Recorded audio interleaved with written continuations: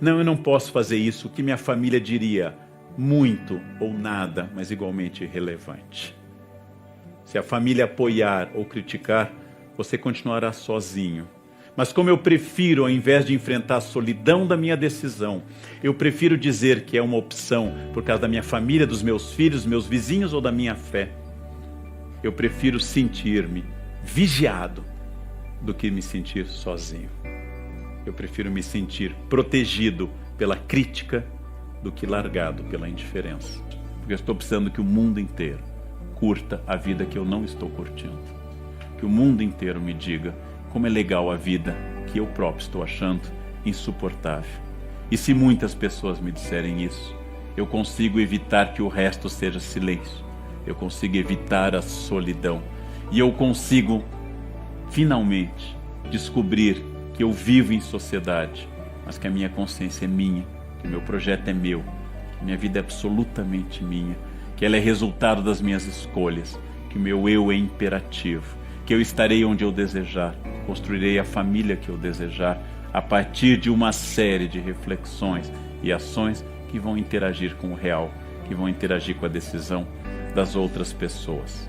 Hamlet nos diz que nós temos que estabelecer poderes, temos que estabelecer cenas, temos que estabelecer etiquetas, formalidades, porque eu não aguento constatar que todo mundo é um teatro e que o papel que eu estou representando e que cada um representa na sua vida é insuportável, porque não é o papel que eu escrevi, não é o papel que eu queria, não é o papel absolutamente daquilo que eu desejava. Hamlet está dizendo, quando todo mundo é normal, racional, quando todos publicam que são felizes, quando todos dizem sem cessar, esta é minha vida e minha vida é legal porque eu estou viajando, porque eu estou comendo este prato, vejam, quando todos dizem a mesma coisa, eu preciso dizer que ser louco é a única possibilidade de ser sadio neste mundo doente. Quando todos dizem isso, eu tenho que ser o louco da corte, porque o louco da corte vai dizer no final que ele é o único que tem alguma luz de raciocínio e alguma luz de felicidade mesmo morrendo. E é por isso que seu amigo diz ao final o melhor elogio diante do cadáver e um pouco antes da entrada do rei que restaurará a ordem na corte. Diz, bons sonhos, doce príncipe. Se tivesseis reinado, seríeis um grande rei. Hamlet não reinou, porque Hamlet chegou a um ponto tão grande de consciência e de sabedoria que Hamlet não precisou pegar a coroa para ser príncipe e senhor da sua vida. Hamlet foi o primeiro homem livre, autônomo, como diz Bloom, o primeiro homem moderno. E ele nos desafia permanentemente. Eu tive que matar toda a corte e morrer para chegar a isso. Que preço?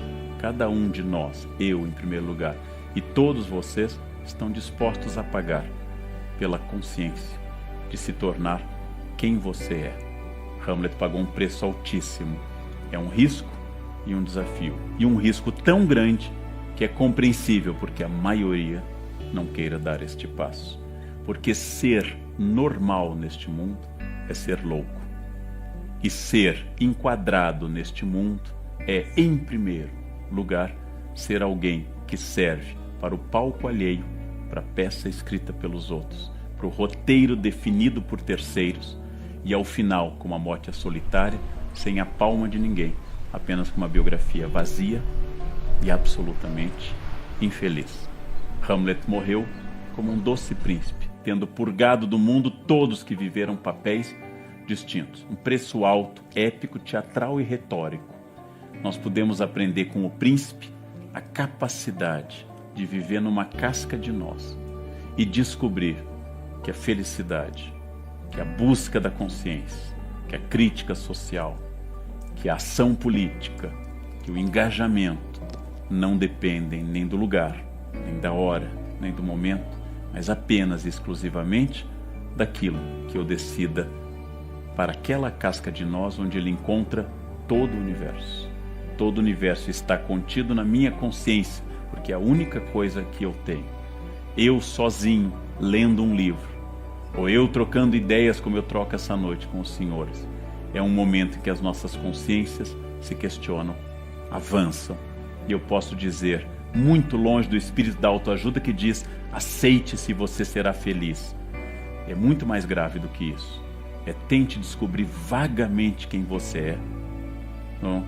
Então você não será feliz, mas sua consciência vai pelo menos fazer com que você não seja falso, vazio e comum.